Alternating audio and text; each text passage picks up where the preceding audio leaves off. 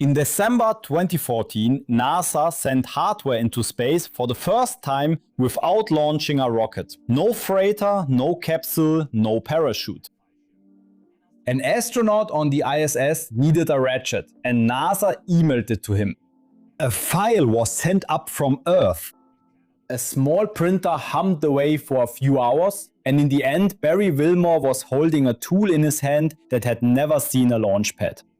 That sounds like a nice anecdote. In reality, it's the beginning of a revolution that's already starting to transform the entire space industry. The same basic idea is now used to print rocket engines that are finished faster than a traditional factory could even order the tools. It prints human tissue in zero gravity because it works better there than on Earth. And one day it is supposed to build houses on the moon out of regolith.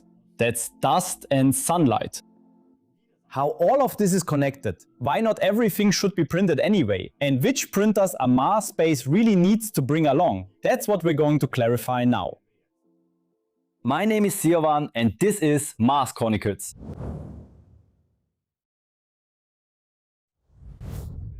Before we get started, a quick note. This video is partly about SpaceX and Rocket Lab. At the time of publication, I personally hold a position in SpaceX stock and Rocket Lab stock. And I am explicitly not giving any buy or sell recommendations. This video is a journalistic analysis, not investment advice. So, and now to the machines. Chapter 1. Sculptor versus pastry chef. To understand why 3D printing has hit the space industry so hard, we first need to briefly sort out what's actually happening. The technical term is additive manufacturing, and the word additive is the key. A component is built up layer by layer. Material is added until the part is finished. The counterpart is subtractive manufacturing, and its most important representative is the CNC milling machine. CNC stands for computerized numerical control. Computerized numerical control, which means a computer-controlled machine tool. It works like a sculptor. You take a solid metal block and mill away everything that doesn't look like a component. Additive manufacturing, on the other hand, works like a pastry chef building a cake layer by layer. The difference may sound academic, but economically it's brutal. With milling, most of the expensive material often ends up as chips in the container. In the aerospace industry, there's even a specific metric for this, the buy-to-fly ratio. It describes how much raw material you have to buy to get 1 kilogram of flight hardware. With conventionally manufactured titanium parts, the ratio is sometimes absurdly bad. With printing, almost all the material ends up exactly where it's needed. And the second point is even more important. A printer can create geometries that a milling machine physically cannot reach. Internal cooling channels that wind through a combustion chamber wall. Lattice structures that are hollow inside and still provide support. That's why there's the discipline called Design for Additive Manufacturing, or DFAM for short, which means designing specifically for printing. This includes topology optimization, where an algorithm only leaves material where forces are transmitted. The results look like bones or coral, and that's exactly the point. Nature has been building additively for millions of years. It just took us quite a long time to catch up. But one thing is still important for later: CNC is not dead. Almost every printed metal part is still milled, ground and finished after printing, because printed surfaces are rough. So the two processes aren't enemies, they are more like a team. Chapter 2, the toolbox. From the hobby workshop to the electron beam. Let's talk about the processes themselves, because 3D printing isn't just one process, it's a whole family. At the lower end, there's what many of you have at home, like my Prusa printer here in the studio, FDM, or fused deposition modeling, or fused filament fabrication. A plastic filament is melted and extruded through a nozzle, layer by layer. It was exactly this kind of printer that printed the ratchet on the ISS in 2014. Simple, robust, perfect for brackets, covers and tools. Then there's the resin group, stereolithography or SLA for short. It was the first commercial 3D printing process ever and cures liquid weaving precisely with a laser beam.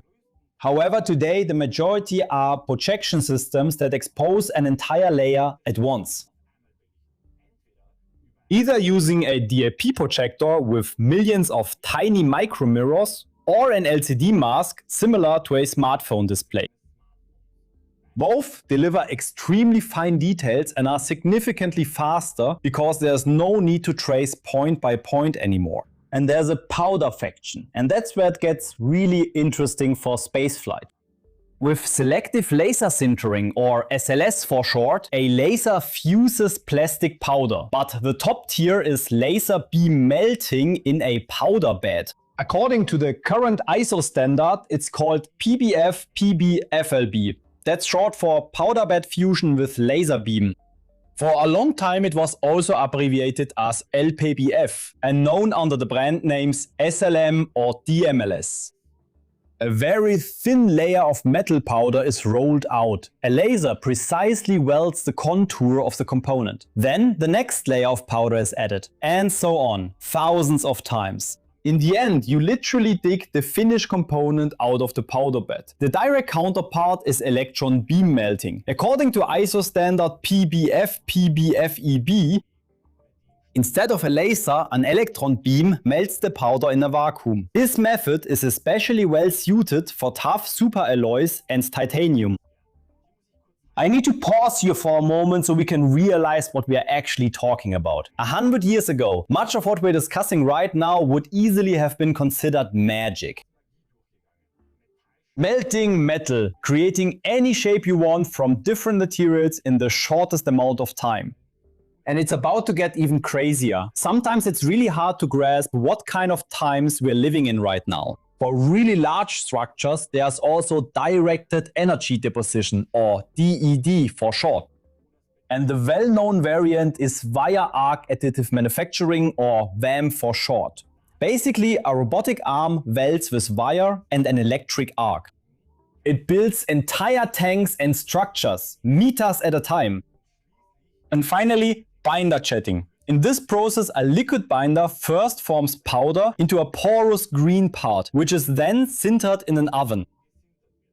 So it's heated just enough that the grains bond together without completely melting. Keep this rough map in mind, because a Moon or Mars base will later use at least one device from almost each of these families. Plastics for everyday use, laser and powder for spare metal parts, and the really large processes for structures, but one step at a time. And it's no longer just about metal and plastic. Nowadays, even technical ceramics can be produced additively. In other words, it's exactly that extremely hard, heat-resistant material you need for turbines, heat shields or sensors. This is usually done using the same resin-based processes just described, through stereolithography or DLP. The only difference is that the liquid resin is mixed with fine ceramic powder.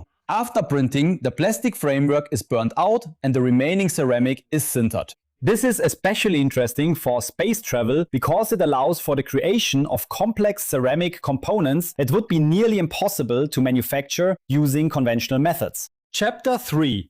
Printed engines. The place where 3D printing first truly changed space travel. Is the hottest and most complicated part of any rocket. The engine. A classic combustion chamber with regenerative cooling is a manufacturing nightmare. Hundreds of fine cooling channels, milled, soldered, welded. Every joint is a potential weak point. Delivery times of many months. And then came the idea to simply print the thing in one piece, with the cooling channels already inside. If we want to be completely accurate, we have to add that 3D printing with metal is actually nothing more than welding. SpaceX showed in 2014 that this is not just a lab toy. The combustion chamber of the Super Draco engine for the Crew Dragon was printed using the laser powder bed process from the nickel alloy Inconel, an engine on which human lives depend in an emergency, from a printer. That was a statement. Rocket Lab took the next step. The Rutherford engine of the Electron was the first engine whose main load-bearing components are printed, and that made it to orbit. Fast flown in 2017 and reached orbit in early 2018. Combustion chamber, injector, pumps, valve housings, all printed. And the company reports printing times of about 1 day per engine set. By comparison, traditional engine manufacturing works on timescales of months. That's exactly why Rocket Lab can mass produce engines like other people produce sneakers. And then there was the ultimate attempt. Relativity Space wanted to print the entire rocket right away and build some of the largest metal printers in the world for this, called Stargate. According to the company, the Terran 1 was made up of about 85% printed parts by mass. In March 2023, it flew, survived Max Q, which is the point of maximum aerodynamic stress, and thus proved that a predominantly printed structure can withstand the stresses of launch. It did not reach orbit due to a problem with the upper stage, and relativity adjusted course afterwards. The successor, Terran R, is being built in a much more conventional way. Printing is only used where it really makes sense. This is not a defeat for the technology, it's its maturation. Even the established players are already involved. NASA prints combustion chambers from the copper alloy GrCop42 and has tested printed nozzles made from a special aluminium alloy with the Ramfire project. And in Europe, the Vulcan 2.1 of the Ariane 6 contains a printed gas generator head.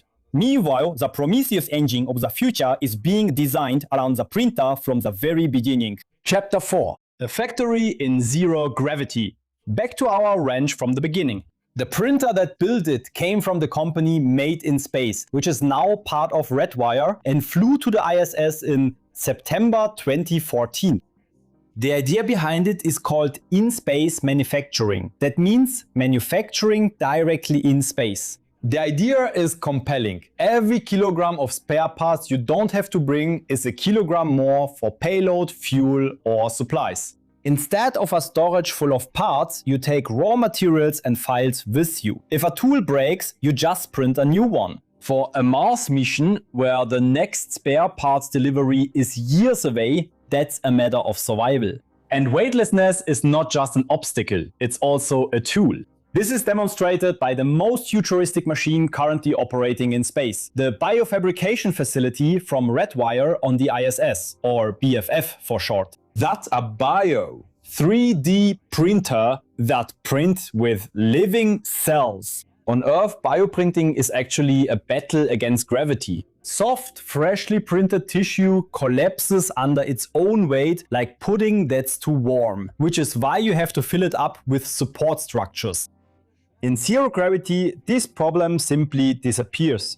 The BFF printed a human meniscus in 2023.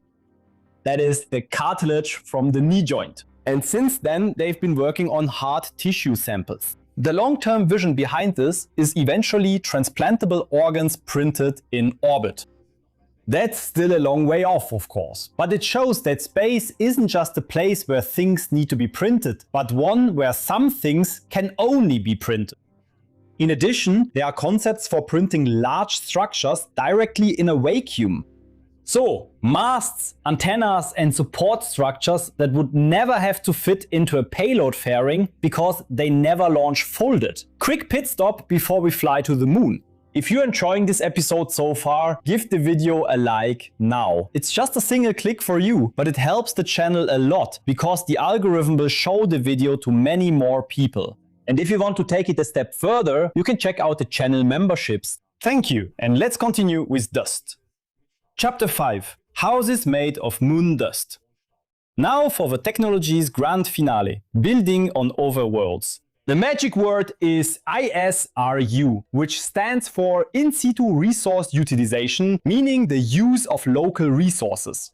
Because one thing is certain, nobody is going to fly bricks to the moon. With transport costs that even optimistically are several thousand euros per kilogram, bringing building materials from Earth is economic madness. But the building material is already there, and it's everywhere. Regolith, the fine, sharp-edged dust that covers the Moon and Mars. At their core, these concepts are giant 3D printers. The ESA and the German Aerospace Center, or DLR, have shown that you can sinter regolith simulant into solid bricks using concentrated sunlight. So basically baking it together without completely melting it. Other approaches use lasers or microwaves. NASA is advancing this in the M-MPACT program. That stands for Moon to Mars Planetary Autonomous Construction Technology.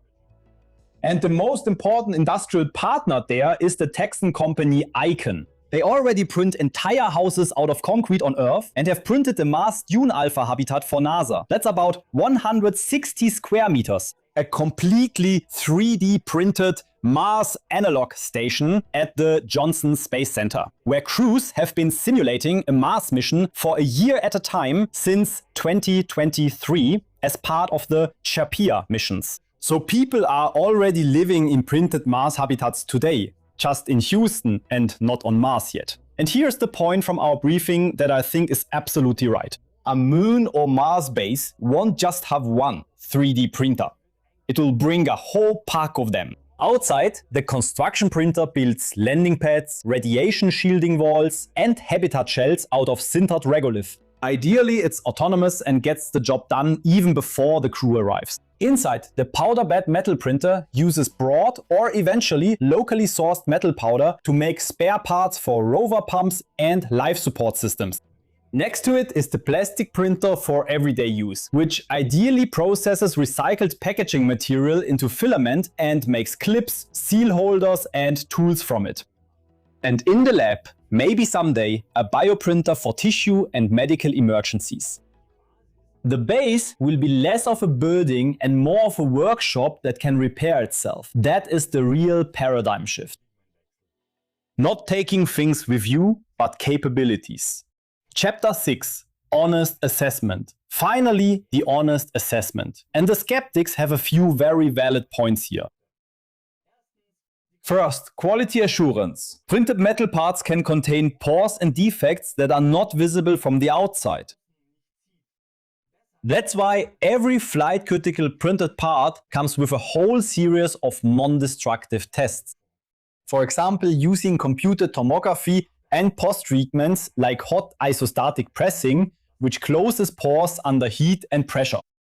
That costs time and money, and it significantly puts the vision of a component made at the push of a button into perspective. Secondly, certification. Aerospace relies on reproducible processes, and strictly speaking, a printer with a slightly aged laser or a new batch of powder is a new process.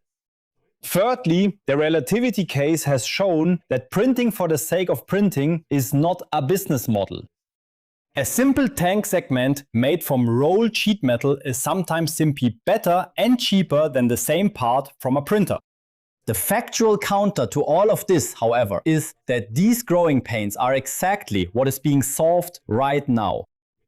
With real-time process monitoring, standardized powders and growing flight databases, and the track record speaks for itself.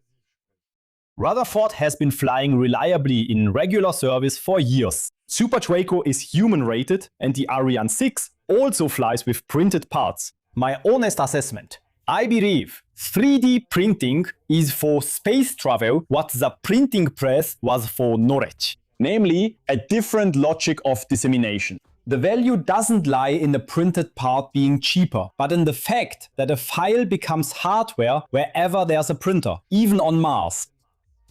And I suspect that the first real Mars workshop will look more boring than any rendering. But it will work. That's speculation, but it's one I stand by. And before we wrap up, a big thank you goes to Georg Schöpf, the editor-in-chief of the magazine Additive Manufacturing from X-Technic Publishing, for his help with this script. Thanks for tuning in. Per aspera ad astra.